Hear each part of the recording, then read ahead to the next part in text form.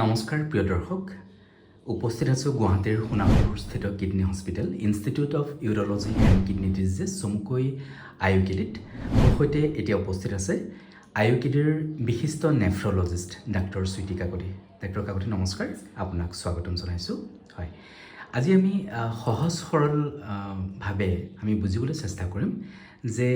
Kidney, যাক অসমীয়াত বৃক্ক বুলি কোৱা হয়, কিডনীৰ আচলতে আমাৰ শৰীৰৰ বাবে কিডনীৰ কামটো কি?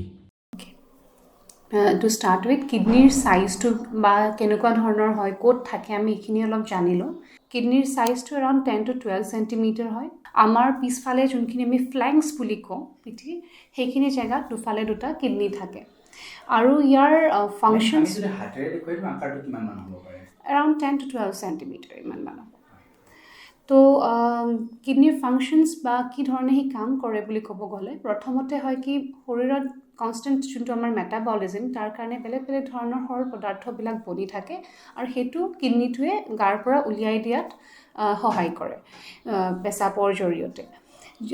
ছেকেণ্ডলি, কিডনীয়ে আমাৰ বডিত কোনটো পৰিমাত্ৰাত পানী বা ফ্লুইড এমাউণ্টটো ৰেগুলেট কৰে। যদি কিডনী এটা ভালকৈ ফাংচন নকৰে, হয়তো পেচাব কম বনিব পাৰে বা পেচাব বেছি বনিব পাৰে, যাৰ কাৰণে হয়তো BP, আমাৰ ব্লাড প্ৰেছাৰটোও ফ্লাকচুৱেট কৰিব পাৰে। শৰীৰৰ দূষিত পদাৰ্থবোৰ কিডনীয়ে প্ৰস্ৰাৱৰ জৰিয়তে উলিয়াই দিয়ে। দূষিত পদাৰ্থ যেনে কি কি হ'ব পাৰে? সেইটো আমাৰ বডিৰ মেটাবলিজিমৰ পৰা জেনেৰেট হয়, কাৰণ আমি যিও খাদ্য খাওঁ, আমাৰ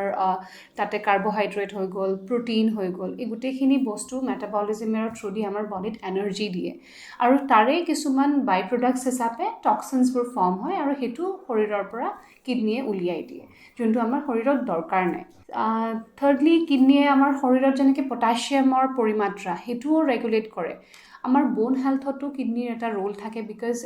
বডিত যোনটো এমাউণ্টৰ ফছফৰাছ বা কেলছিয়ামৰ পৰিমাত্ৰা নৰ্মেল ৰেঞ্জত থাকিব লাগে, সেইটো ৰখাত কিডনীয়ে সহায় কৰে। শৰীৰত আমাৰ এটা প্ৰি এচিডিক বা প্ৰ' এচিডিক ষ্টেট আমাৰ শৰীৰত থাকে, চ' এচিডৰ পৰিমাত্ৰাটোও ৰেগুলেট কৰাত কিডনীয়ে সহায় কৰে। শৰীৰত আমাৰ যোনটো তেজ বনি থাকে, তেজ বনাৰ এটা হৰম'ন ইৰিথ্ৰপয়টিন বুলি কয়, যোনটো কিডনীত থাকে বা কিডনীত বনি থাকে। চ' কিডনীৰ ৰোল আমাৰ শৰীৰত ৰাইট এমাউণ্ট অফ মানে যোনটো হিমোগ্ল'বিন বা তেজ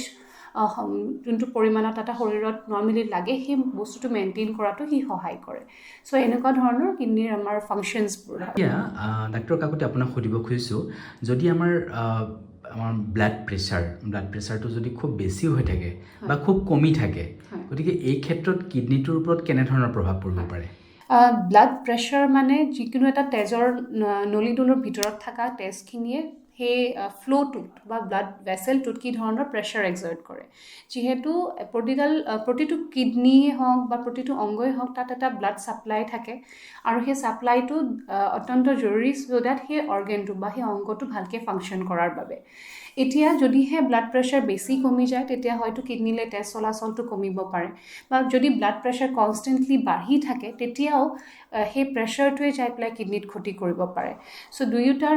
কাৰণতে ব্লাড প্ৰেছাৰ যদি বেছি কমি যায় বা কনষ্টেণ্ট বাঢ়িও থাকে, তেতিয়া হয়তো কিডনীত ক্ষতি হ'ব পাৰে। তেতিয়া হয়তো পেচেণ্টৰ ক্ৰনিক কিডনী ডিজিজ CKD আমি যাক কওঁ, সেইটো হ'ব পাৰে। কেতিয়াবা মানে হঠাৎকৈ BP বঢ়াৰ ফলত একিউট কিডনী ইঞ্জুৰিও হ'ব পাৰে, টেম্পৰেলি কিডনীয়ে ফাংচন হয়তো ভালকৈ নকৰিব পাৰে। ডাক্তৰ কাকতি, এইবাৰ মই সুধিব খুজিছোঁ যে আমাৰ দেখা গৈছে যে আমাৰ উত্তৰ পূৰ্বাঞ্চলত বা এতিয়া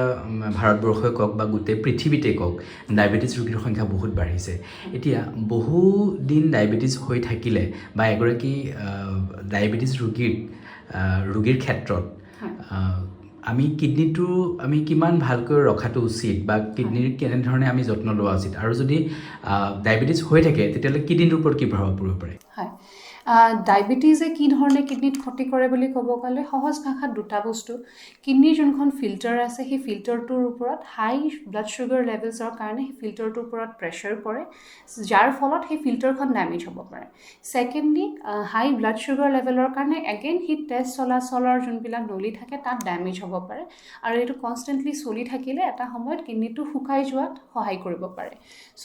এনেধৰণে হয়তো ডায়েবেটিছৰ কাৰণে কিডনীত ক্ষতি হ'ব পাৰে। এণ্ড মষ্টলি যোনখিনি এডাল্ট পপুলেশ্যনত আমি দেখোঁ টাইপ 2 ডায়েবেটিছ সেইখিনি পেচেণ্টৰ ক্ষেত্ৰত ষ্টাডিজে কোট কৰিছে যে এৰাউণ্ড 50% অৰ চ' সিমানখিনি পেচেণ্টৰ যেতিয়া ডায়েবেটিছটো ধৰা পৰে তেতিয়াই হয়তো মাইক্ৰ'ভাস্কিউলাৰ লেভেল যোনটো আমি চকুৰে দেখা নাপাওঁ সেনেকুৱা লেভেলত কিডনিত ক্ষতিটো আৰম্ভই হৈ যায় so' sugar and along with that lifestyle modification কৰি গোটেইখিনি এটা হেল্ডি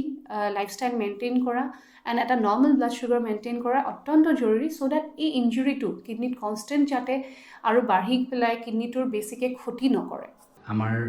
ফিজিকেল এক্সাৰচাইজ আৰু এই ফিজিকেল এক্সাৰচাইজ কৰিলে আমাৰ কিডনিটো কিমান সুস্থ হৈ থাকিব পাৰে বা কিডনিৰ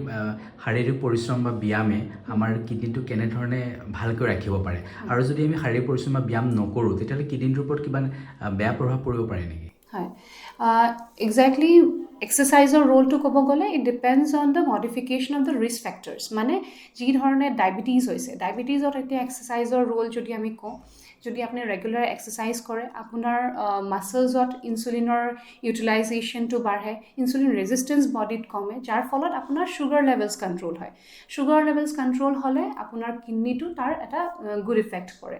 চিমিলাৰলি প্ৰেছাৰৰ ক্ষেত্ৰত যদি কওঁ যদি আপুনি ৰেগুলাৰভাৱে এক্সাৰচাইজ কৰে সেইটোৱে আপোনাৰ ব্লাড প্ৰেছাৰ লেভেলটো নৰ্মেল ৰেঞ্জত ৰখাত সহায় কৰে এগেইন যদি আপোনাৰ BP মেইনটেইন থাকে তেতিয়াহ'লে আপোনাৰ কিডনি হেল্থত তাৰ বেনিফিটছ থাকিব ঠিক তেনেধৰণে ডিফাৰেণ্ট কাৰণৰ মানে ডিফাৰেণ্ট ৰিস্ক ফেক্টৰ্ছবিলাক মডিফাই কৰাত আৰু কিডনিৰ হেল্থটো বেটাৰ কৰাত এক্সাৰচাইজৰ যথেষ্ট ৰোল থাকে ডাক্তৰ কাকতি এইখিনিতে মই ইয়াৰ লগত সংগতি ৰাখি এটা কথা সুধিব খুজিছোঁ যে কোনো যুৱক বা যুৱতীয়ে বা কোনো ব্যক্তিয়ে যদি জোখতকৈ বেছি এক্সাৰচাইজ কৰিলে এক্সেচিভ এক্সাৰচাইজ গতিকে এক্সেচিভটো আমাৰ কিডনিটোক কিবা ক্ষতি কৰিব পাৰে নেকি এক্সাৰচাইজ জোখতকৈ বেছি কৰিলে কি হয় যদি আপুনি অভাৰ এক্সাৰশ্যন কৰে যিকোনো ফৰ্ম অফ অভাৰ এক্সাৰশ্যন এটা হ'ব পাৰে আপোনাৰ